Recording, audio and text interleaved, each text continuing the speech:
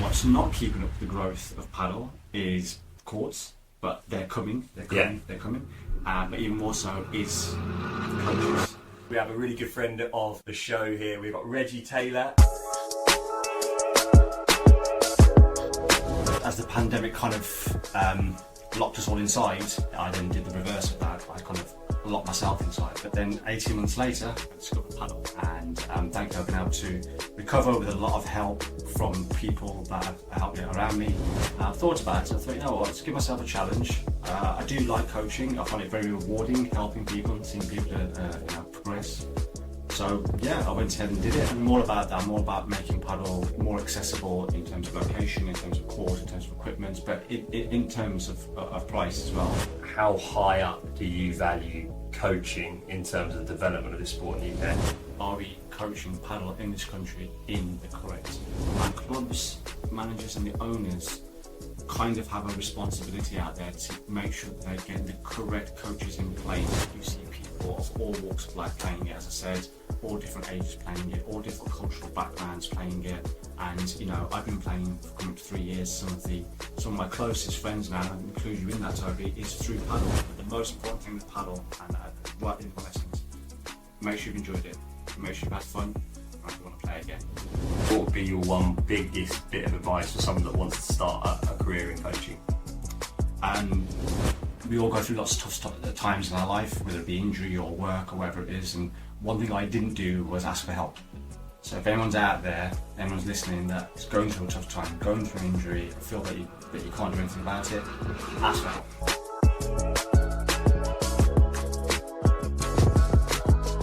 Welcome to the Padel Directory Podcast. I'm Toby Bawden and I'll be your interviewer for the TPD Podcast. We're going to have guests on from all walks of life within the paddle space, whether that be high-class coaches, national governing bodies, or general influencers, as we all look to navigate this amazing sport in the UK. We can't wait for you to tune in.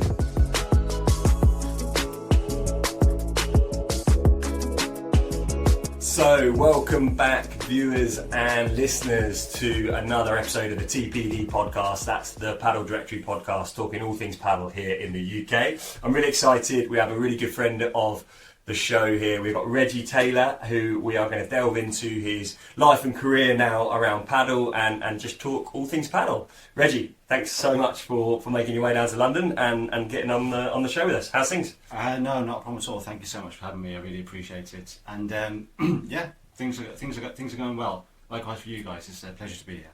No, thanks. It's the pleasure is all ours, and we are looking forward to delving into it. So, look, Reggie, straight off the bat, what we like to talk about within this podcast is why paddle and how did you get into the sport? So, if you can tell us a bit about that, that'd be amazing. Yeah, sure. So, prior to paddle, I was a tennis player as such. So, I played tennis for about 7 or 8 years.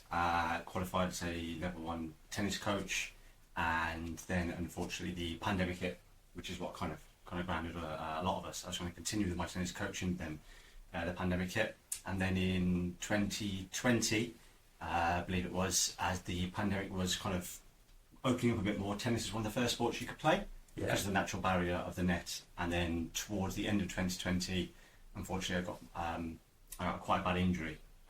So I've had back issues before, like a lot of us have. Yeah. And usually it's a couple of osteopath sessions, a bit of rest, and I'm back to it.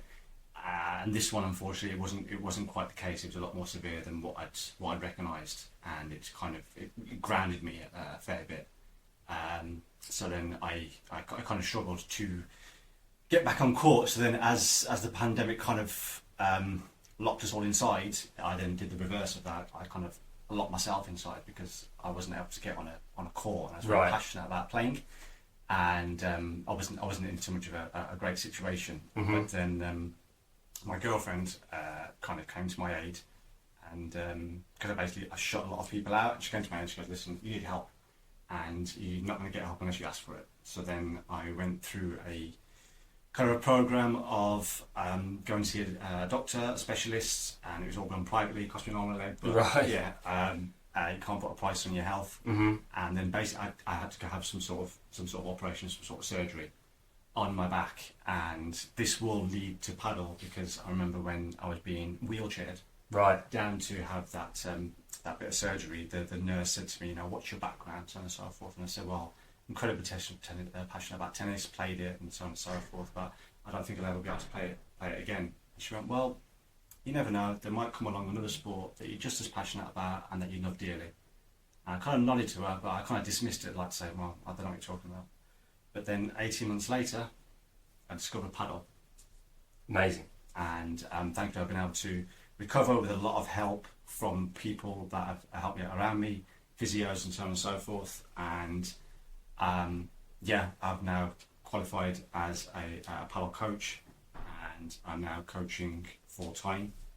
Prior to that, I had a furniture business for 15 years. Right. Living beds and sofas, working 7 days a week for many, many years. And then, I never thought about becoming a paddle coach. It was it's my girlfriend that suggested it. Really? Okay. So I was, after my injury, and I got started to play tennis a bit more again. A friend said to me, have you heard of paddle? And at that point I actually hadn't. Where was the first time you played? The first time I played was at We Are Paddle in Derby. Okay, brilliant. And I live around the corner from there, so I thought, I'm open to new things, let me go and try it out. I went and played for an hour, and then I fell in love with it immediately. I was like, this is brilliant, this is great. It was that first moment, did you really kind of feel, and how long was it since you played tennis, I suppose? Yeah. It had been quite a long time? It had been quite a long time because of my injuries and so on and so forth. I was being very careful. I had to go through a full recovery program, and that more of the story that I'm telling you, it's not even that many people know about it, but the reason I say it is that we all go through lots of tough times in our life, whether it be injury or work or whatever it is, and one thing I didn't do was ask for help. So if anyone's out there, anyone's listening that is going through a tough time, going through an injury, feel that you can't do anything about it, ask for help. Because there's people out there that can help you and will help you, and that's one thing that I didn't do. Right, So yeah, well, powerful message, but an important message. Absolutely, yeah. And from playing paddle for the first time, I thought, yeah, this is great. I love it. I can play at it. I can compete at it as well. So my transgression from tennis to paddle was pretty good, because in tennis I was never a power player. Right, so you felt that the game lent itself to paddle a little bit. And in tennis I served and volleyed. I served and came forward. Okay, old school. Yeah, I like it. Yeah, so I went the point short. I don't want to be rallying away forever, and I was very comfortable at the net, and that's kind of paddle. You come forward and you take the net position, so that worked well for me. But initially when I first started playing, I wasn't playing with friends, even though they were playing. All my friends, bless them, have got children, so once they put their kids to bed, and then they come out and play, it's like 9:30, 9 o'clock. It's too late for me. I was playing like 5:30, 6. I was jumping into random matches and just open games and just open games. And yeah, I was going to ask. So obviously you've had that first experience on court. You've played a little bit. Did you then get hooked quickly, and were you playing pretty regularly from that first time? And how long ago was that? So that would be coming up to about 3 years. Yeah. From when I first started playing paddle, and then I was playing 2-3 times a week. And when I was playing, a lot of people I was playing with had never played paddle before, even picked up a racket, and it was just like sometimes I'd hit a shot, and they'd say to me, "Oh, how did you hit that shot?" From my tennis knowledge as well, I just make contact with the ball out in front of you, have your elbow in front of you. Okay, so almost very organically you started coaching people around you. Absolutely, without even knowing it. Really? It's just a small tip. Super nice. They'd come back to me a couple of days later and saying, you really improved my game. It's like, well, that's really nice of you to say. I didn't really do anything. Just gave her a simple bit of advice. Simple, but make contact in front of you. And then I'd go home and go for saving house paddle, and I'd tell her these stories. And then she was like, maybe you should do your paddle coaching. I was like, not a bad idea, I suppose I could. I thought about it, and I thought, you know what, let's give myself a challenge. I do like coaching. I find it very rewarding, helping people, seeing people progress.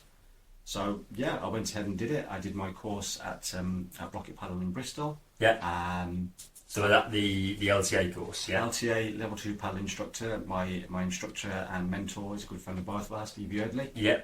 Check out episode 1 of the TPD podcast if you haven't done, to find out a little bit more about Steve Yardley. Shameless plug, but I thought I'd put it in there. But absolutely, Steve's done so many things like yourself. So Steve's done loads of things for me, really, really helped me, been a real guide. So to have him tutor all that course was just incredible.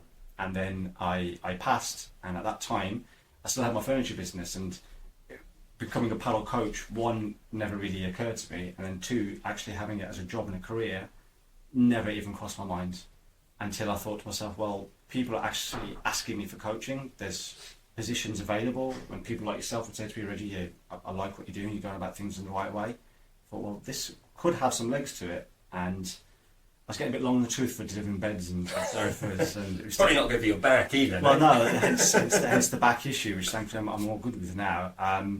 And then I bit the bullet and I said, you know what, I don't want to do this furniture business anymore. I'm going to shut down my business for 15 years and I'm going to become a full-time padel coach. Wow. And that was just January 31st of this year. Since then, I've been a full-time padel coach. Amazing. And right now, tell us a little bit kind of how are you kind of operating, because I think it's quite interesting. It's something that I've talked about a lot in podcasts and just generally within the sport. You don't operate out of one venue, you operate out of several. Is that right?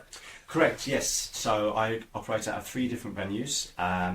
Derby Tennis Centre in Derby, Branston Golf Club in Brent-upon-Trent, and Vita del Padel in Lincoln. I like working at different venues because it gives me that versatility. I get to meet lots of different people from lots of different backgrounds, but I'm also not just in one centre. Going to different centres, I feel I'm growing as a person. I feel like I'm growing as a coach as well. Yeah. So some of these facilities are outdoor, like Derby Tennis Centre and Branston. And, Yeah. you know, that has its challenges. Of course. With the UK weather, so on and so forth.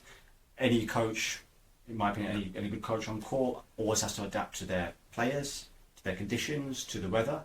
And then Villa del Padel in Lincoln, it's very, very new. They've been open for a few months, and that's an indoor facility. So, you know, it's not weather affected or anything like that, and it's, you know, so it's a lovely place to go and coach. So it's just that versatility of working at different venues, and I just feel that it adds to me as a And none of coach. them are huge, big indoor sites, as you say. They're mostly 2s and 3s, right, or even one court.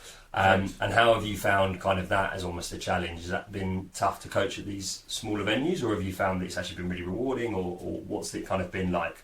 Because I know there's lots of clubs up and down the country, and sometimes they're quite small, sometimes they're very big, and often coaching is maybe underlooked or overlooked, should we say? Sure. And so it's interesting to see what your thoughts have been like at each of your venues. Yeah, so each of them venues, like Derby Tennis Centre has just one court, Branston has 3, and Villa del Padel has 2 doubles and 1 singles. I think I like the intimacy of it and it being quite small, and I can really focus on my coaching. I mean, the bigger venues with lots more courts, fantastic, that's great, but these clubs have got the space they've got to work with. So, like coaching at Derby Tennis Centre, it's only the one court, but it's in a quite deprived part of Derby. A lot of people that wouldn't even know about paddle wouldn't know about it unless that court was there. In terms of cost, it's one of the cheapest courts to play on. You can play from just £4 per person. That's brilliant. So it's very accessible. Have the clubs that you've worked at as well, are you able to put on the coaching at quite an affordable rate as well? Because I know that's sometimes a bit of a challenge for coaches like yourself that are maybe, I presume you're obviously self-employed across these venues, but you know, negotiating that correct court price to actually have the coaching happen. So hopefully as well, you've managed to keep perhaps that down for as you say, to make it a bit more accessible. Yeah, I mean, and I'm all about that. I'm all about making paddle more accessible in terms of location, in terms of court, in terms of equipment, but in terms of price as well. I try to keep my costs to the best that I possibly can, but like you said, that's part of the negotiation that I have to have with the clubs and the owners. And 3 clubs that I work with, one of the main reasons I work with them is my vision of paddle and my alignment of it is with theirs. They're about, yes, coaching is very important, it's a core part of paddle.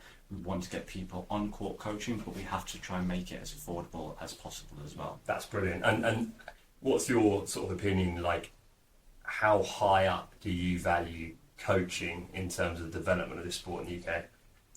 Yeah, I think it's incredibly important. Now, I mean, I've only been playing paddle for 3 years, so it's not a long time. But I've been playing for over a decade now.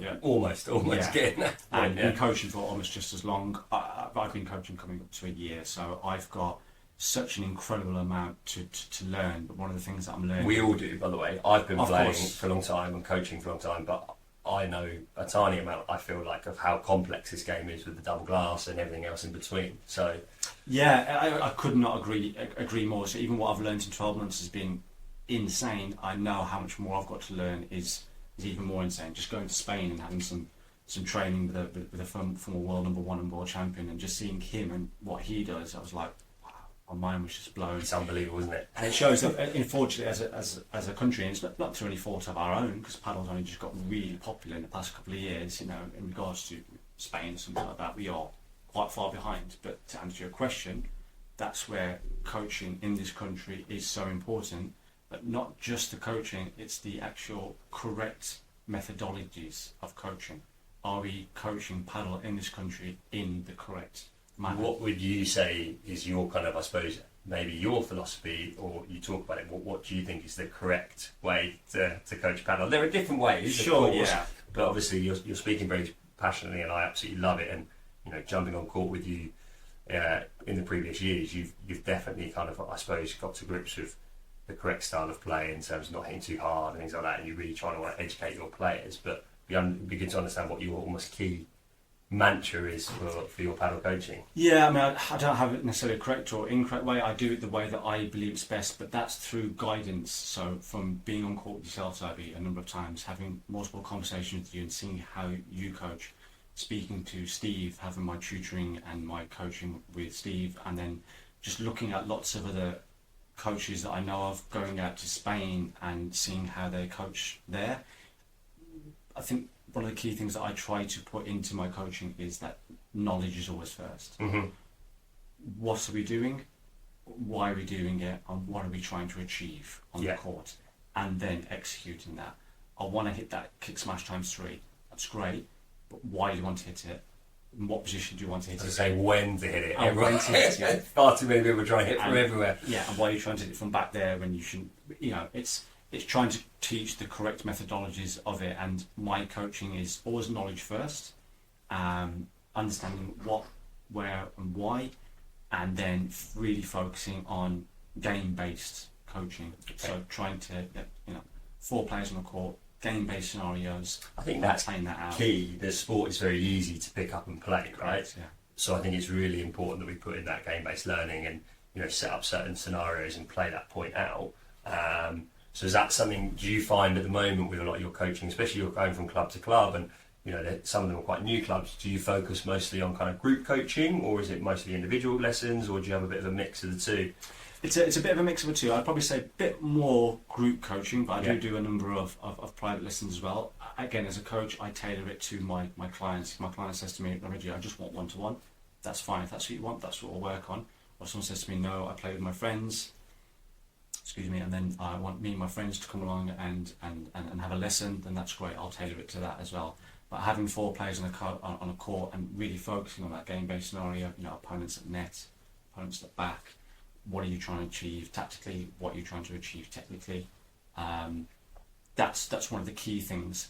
What I always say in my lessons is, ideally, what you learn in my lesson now, you will be able to take into your next match. Make it live, right? Yes. That's the key thing. I think, I'm sure you've seen it, and I've certainly seen a lot where coaches are feeding Vibra after Vibra after Vibra after Vibra, and these players are managing to hit this, and it's ripping off double glass, and it's an amazing shot. Yeah. You go watch them play a match, and they can't do it once because they never get that ball like that, right? It's not repeated, is it? So it's good to hear that you've got that kind of methodology. And how do you find your sort of players react to kind of this type of coaching?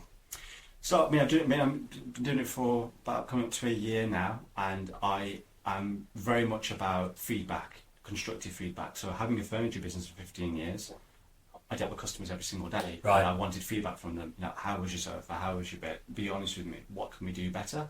It's no different in my paddle. Okay, brilliant. It's how was the lesson? Did you find something? Did you learn something tactically? Did you learn something technically? Did you enjoy it? And do you want to play paddle again?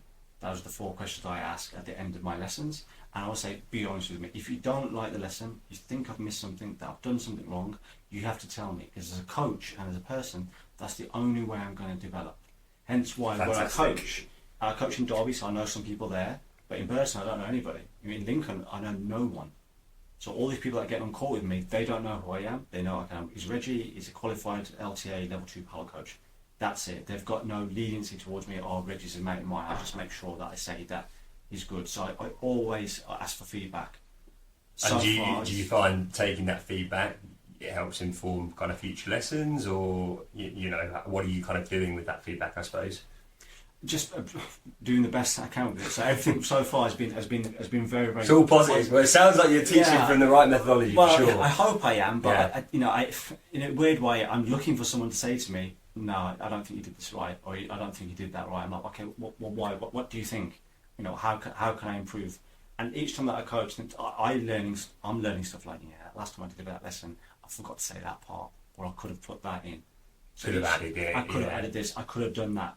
The man will have said to me, "It's a great lesson," but I still feel, you know what, I could have delivered that better. But I think it's very impressive, certainly from outside looking in and doing a little bit of work with you. You always, you know, you soak up that knowledge, but want to improve yourself as a coach. And I think, you know, talking off air, we're both passionate about you need to upskill yourself, not only as a player but as a coach, as we navigate this sport. Absolutely, yeah.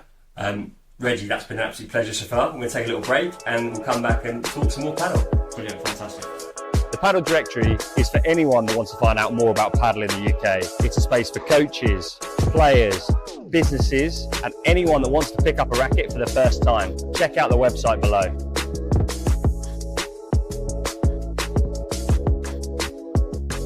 So, welcome back to part 2 with Reggie Taylor. Super interesting first half of our podcast. I mean, really interesting to learn about your kind of journey within to paddle, a little bit about your bad back injury, kind of moving on from your furniture business and now becoming a full-time paddle coach, which, you know, you said you've now done for, well, 6 months full-time. You've been qualified for over a year, which is brilliant. And how do you now see, I suppose, in terms of the evolution of Reggie Taylor, paddle coach? What are you going to be doing over the next sort of 6 to 12 months? Have you got any kind of goals or things that you want to kind of do within the sport or the industry? And we just touch on a little bit of that, really. Yeah, sure. So as a coach, I want to continuously try to learn and develop. So I've done my level 2. I've done a course on coaching with kids, which is what I'm going to be hoping to do more of in the future, because the kids are the future of any sport, and I think that's maybe with paddle at the moment. It's trying to get more kids playing it. It's so key, and it's I see by the look on your face, and it's frustrating because we just want to see more of it, but I know there's definitely an underlying challenge from coaches on the ground, who I obviously help instruct and get through the courses, where they're battling with some of their clubs to even allow them courts to run junior sessions on, and it frustrates me. That's why I'm quite passionate about it. So it's good that you've referenced sort of junior paddle. Is that something you want to try and do a little bit more of in some of your clubs? Definitely. So I have been asked to do some coaching with kids at one or two of the clubs that I coach at, and I've been hesitant to say yes to it because I know I've done my qualification, but I've never done any kind of qualification focusing solely on kids. Okay. And coaching kids is very different to coaching adults. Yeah. Different disciplines, different patients. So before saying yes to them, I wanted to make sure I got out there and actually did a course on how to coach with kids, which I did with Joe. And it was a great course. Joe was absolutely amazing, and I learnt loads from that. So from doing that course, I then feel not super comfortable, but more comfortable to be able to get on court with kids. And is that more from like an organisational point of view, and sort of rotating the kids around the courts? Is that kind of, you felt like that maybe help you with that? Yeah, organisational, rotation. I'm a thing I care about organisation. The right things to do is setting up the mini nets, the particular to our balls. Adapting the court for the correct age and stage of play. Yeah, because when I'm running a court with you, and you've had a number of people on, you know, 1 or 2 courts, whatever it is, the way in which you organise it, and you get people on the court and think, wow, you actually can do that's brilliant. So, well, I think while we still, I know we're focusing and talking juniors here, but I think while we still have maybe not as many courts as we'd like, it's super important to try and get as many people on and rotate them around. And I think, you know, with the junior paddle side of things, you know, we can divide the court up so you can have potentially up to 16 minis on a court, and why not? Like, we know how easy the sport is to play. So so for me, just developing. So I've done that course, you know, how to coach overheads, how to I've been out to Spain, had some training with as I say, with the former World War, which is really insightful. But with anything that I do, I always try to learn first. I think maybe something that's a bit of a struggle in the UK at the moment is, one, well, it's not a struggle, but paddle is growing exponentially, which is phenomenal. Which is It's fantastic. what we all want, right? It is. It's such an incredible sport. I mean, going back to, coming back from injury and playing paddle, one of the main reasons that I went ahead with my coaching and continue to coach is that it's very rewarding seeing people learn from what I can hopefully teach them. But I owe paddle. I really do. I never thought I'd be able to get back on court and hold a racket, and the fact that I can do this now as a career, I really do owe paddle. So that's why I'm doing what I'm doing, and that's why I'm really focused on teaching the correct methodologies about it. So, paddle's doing so well, it's breaking down so many barriers. You see people from all ages, all walks of life playing it, all different cultures, different backgrounds, and I absolutely love that. What's not keeping up with the growth of paddle is courts, but they're coming. But even more so is coaches. Yeah, I think certainly it's an interesting one, isn't it? I think a lot of people, it certainly seems, sort of play for 3 to 6 months, maybe don't know loads about the game, and are then like, yep, I'm a paddle coach. Yeah. Without maybe taking that time to develop as a player, take their time to go on courses, spend time with other coaches, and it is tough. And I know there's a frustration about, why can't we get qualified quicker? But surely we want to take time to develop coaches in the right way. And it's interesting to know, kind of your thoughts on that. And you've obviously been through that pathway pretty recently. Did you feel coming through the course that you were then pretty set up, ready to go as a coach? And it'd just be good to know kind of what you see out in the industry. You're obviously in a different part of the UK to me, so you see lots going on. But I certainly see enough on Instagram with people claiming to be coaches and the world's best players, but in reality, actually, when you see them with a group of adults or a group of kids, then there's a different story. Sure, absolutely, yeah. I mean, I think what worked in my favour, and this was unbeknowingly, that I played paddle for almost 2 years before I did my course. That was never a plan, though, of mine. I was just playing paddle, and I still had my furniture business. So when it came to me doing my course, I was like, well, I've almost got 2 years of play behind me. Okay, that's great, and that's really worked in my favour. So I'd say to anybody that's wants to become a paddle coach, that's great. Get as much playtime behind you as you can. You've got to understand and learn the game before you can even try to get out there and coach it. I think every day when I finish one of my courses, I say to people, spend some more time on the court. Whether that be in playing matches or with your friends or just doing some training. I think that's quite important as well. Very important. When you said to me, was I fully set up once I did my course and I was ready to coach? I wasn't fully set up. Even though I played for 2 years, and even though I've been coaching for a year, there's so much that I've got to learn. And that's when, we see and hear about, I've been playing for 3 or 4 months and I've done my, my introduction and I'm coaching now. I think, well, in that regard, then are we teaching the correct methodologies of paddle? Because I've been playing for almost 3 years. So you've just been playing for 10 years. Are we teaching the correct methodology of paddle when we've got limited play time behind us? Some people might say, but I've been coaching tennis for 10 years. It's a different fantastic. sport. It's a different sport. I'm sure you're a phenomenal tennis coach. I'm sure you are, and I'm sure you will become a phenomenal paddle coach. And there are things that you can do, right? There's obviously, of course, if you're a high-level coach from another sport, there'll be things that you are very good at. Communication, demonstrations, potentially organisation, albeit a court is different to different sports. But you're exactly right. You have to invest in the paddle time to kind of, and that's something that I think shines through with everything that you've always done, and certainly across even your social media channels, which, shameless plug, but, go check out Reggie Paddle Coach? Padel Coach Reggie. Padel Coach Reggie on Instagram, because actually all of his videos that he puts up are super insightful in terms of development of paddle players in the UK, and obviously not just showcasing Premier paddle players the whole time, turning in the corner and whacking it out by 3, but, you're always getting across even with those little tidbits on your videos, how to hit a chiquita correctly, take the net, slow the point down, use of the glass, and I actually think they're far more valuable than some of the other kind of Premier Paddle or other TikTok videos you see. I think so. It's really good. That's really great to say, Toby, especially coming from yourself. I appreciate that a lot. I'm hoping I'm doing the right thing. I believe that I'm doing the right thing and putting those videos out. I think, well, that's from what I've understood from people like yourself, from Steve, and from playing it and coaching it.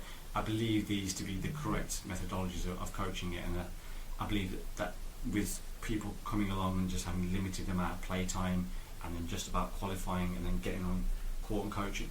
I think the way in which I explained it to somebody was like, if someone's got a provisional driving license, it's like them then trying to coach somebody on how to drive. Yeah, it's a good analogy. And then even if someone has just passed their driving test, it doesn't make them a great driver. So, I mean, I've only passed mine 12 months ago. Am I a great coach? I don't believe I am. I believe I've got loads and loads and loads to learn.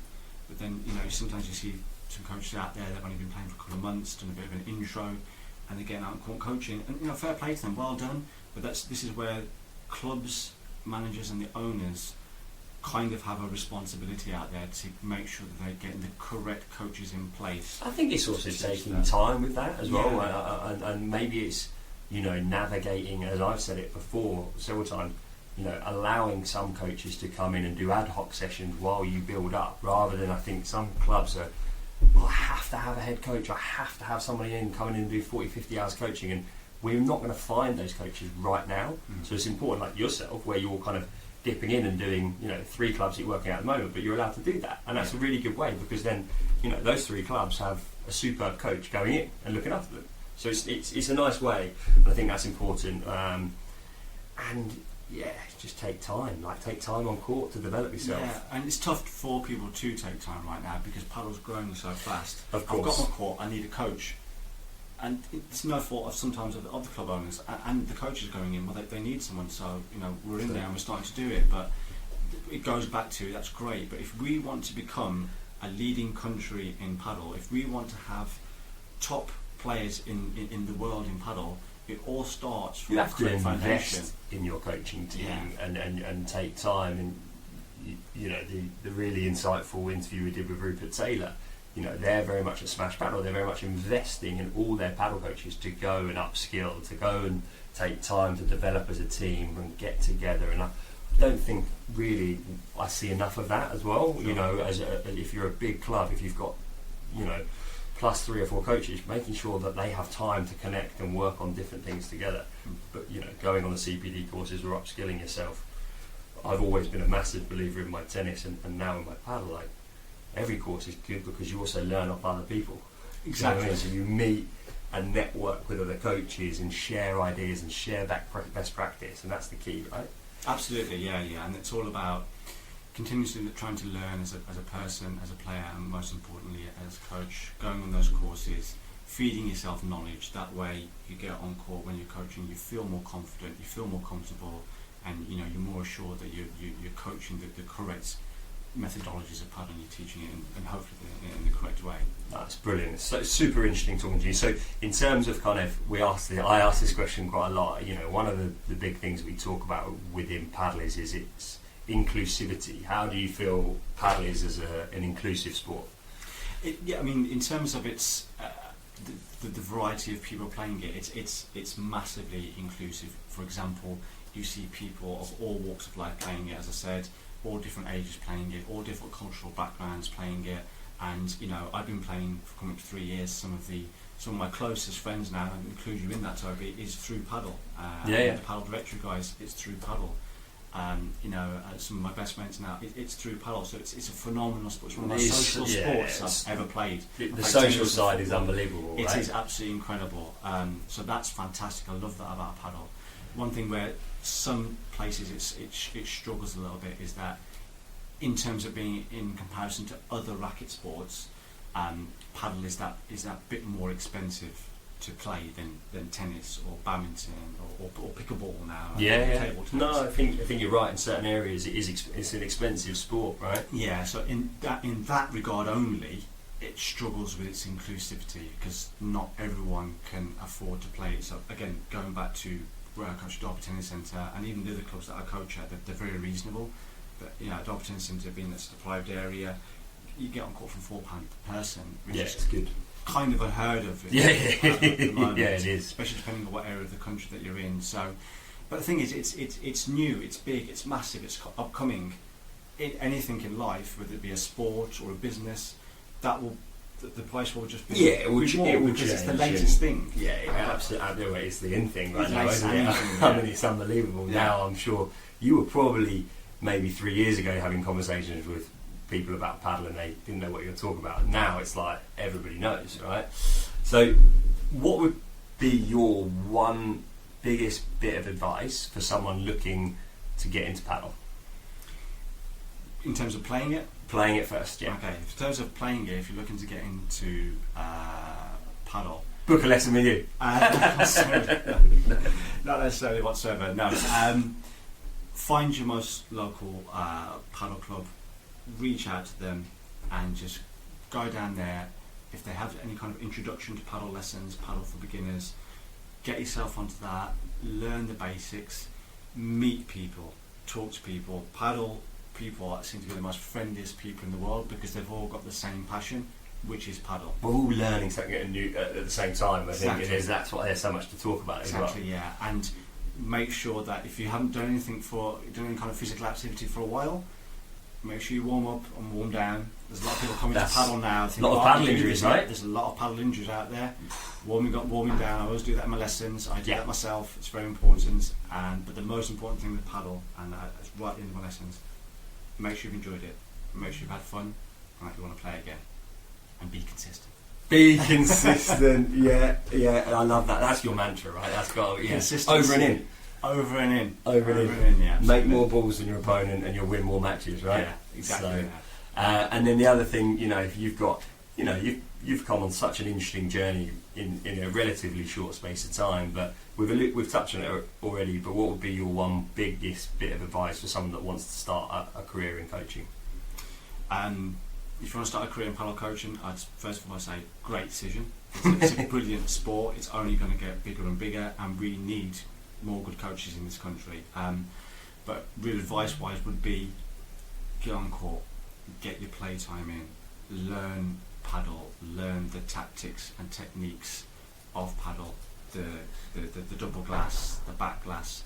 Get as much game time as you can, and whilst you're doing that, then start to look at trying to get onto the course and learning how to coach other people. If you're struggling with certain aspects of the game yourself, and I do, but at least some of the basics behind it. And then, like for example, I struggle with the double glass.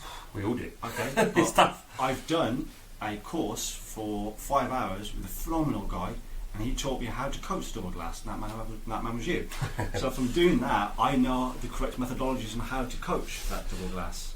So it's all about getting on court, getting that play time behind you for as much as you possibly can, and then splicing that with getting some, getting your LTA, your level 2, and getting, if you can, a year, 18 months behind you, and then when you're comfortable getting on court, and then you're right then to be able to try and teach the correct methodologies of paddle. Would be my advice. Oh, I love it. Reggie, this has been an absolute pleasure, and talking kind of all things paddle and all things paddle coaching, which is obviously something I'm very passionate about. But thank you so much for your time today. It's awesome to spend some time on the couch with you, and hopefully we'll be back on the court again soon. But definitely, it's been great to be here. Thank you so much, Toby, for having me. Especially thanks to George and Ben from the Padel Directory for having me. I really appreciate it. It's been an absolute pleasure, and it's been way too long since we've been on court. So you're getting too good. That's the problem. I've seen your videos. Me and you versus the Padel Directory boys. Game on. Good stuff. Thanks, man. No problem. Thank you.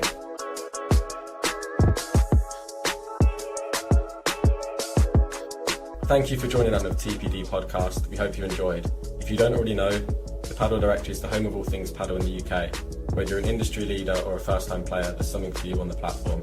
Please join us for the next episode and check out padeldirectory.co.uk today.